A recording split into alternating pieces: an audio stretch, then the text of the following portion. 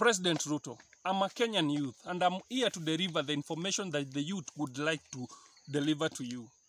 President Ruto, when your citizens are not rich but still can afford to give you good life in State House, please appreciate them. Don't overtax them, Mr. President.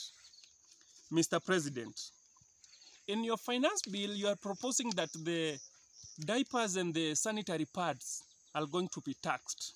Surely, Mr. President. Are we being real, Mr. President? Okay, as the Gen Z representation, let me give you a good idea on how you could have got that money that you are getting from the diapers. Tax the men boxers and the underwears of men. You will get good money because men can walk without pants, without boxers, whatever. Right? But surely, Mr. President, you are taxing sanitary pads. Sanitary pads, Mr. President. Sanitary pads is like a basic need to a girl child. And you are trying to tax them. It is not adding up, Mr. President. Can we rethink, Mr. President? Can you reshuffle your advisors, Mr. President? It is not adding up, Mr. President. And Mr. President, remember, I'm your boss. Remember, Mr. President, we are your boss. And whatever we demand from you, Mr. President, you have to take it into consideration. Mr. President. Mr. President, I can be young, but I'm not that stupid and naive. Mr. President, I understand that this thing you are trying to do, like overtaxation, you are trying to get money so that you can pay the loans and some money be squandered through corrupt means into your pockets. Mr. President, let me remind you something. If you are given a loan, if you are lended money, you have to put that money for development. You have to invest that money so that it can give a result. And that result, it is going to pay back itself. What do I mean, Mr. President? If you are lended money, you should invest that money, and when the time to pay back reaches, you have something, you have a source that can pay that money back, Mr. President. You want us to give you money that we never saw it is used, Mr. President. It is not adding up, Mr. President. If you are lended money, make good use of it. We are tired as Kenyans, Mr. President.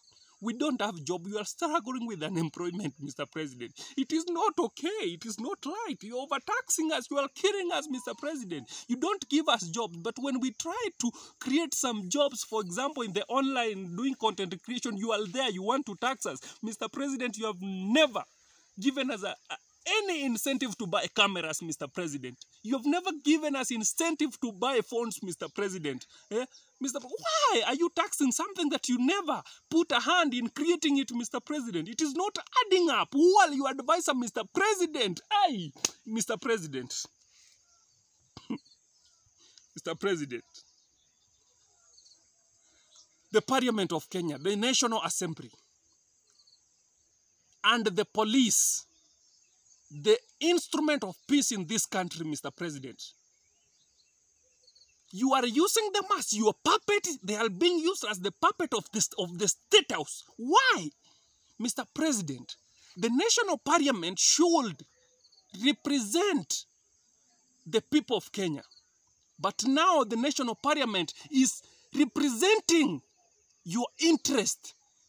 Mr. President, you want to learn this Kenya as a family affair. And it is not right, Mr. President. And as Gen Z, we are going to rise up and we are going to take charge of this country, Mr. President. You are not doing us right. The time of the stupid people is gone. And now, Mr. President, you should appreciate us because we are telling you this for free. Please, hear your people. Please, Mr. President, hear your bosses before it is too late, Mr. President. Mr. President, stop using the members of Parliament and the police as the puppet, as the same way you are being used as the United States puppet. If you agree to be a puppet, just be a puppet on your own and leave our police alone, Mr. President. Mr. President, basic economics. Overtaxation, you think it is going to help bring money to your docket. You think overtaxation is going to help bring employment. You need to reshuffle. You need to reshuffle your advisors. They are the advisors of doom. They are advising you from fanatical politics. They are advising you because they respect you as their lords. Mr. President, I think you got my point. I'm not talking much, Mr. President. Think about that before it is too late.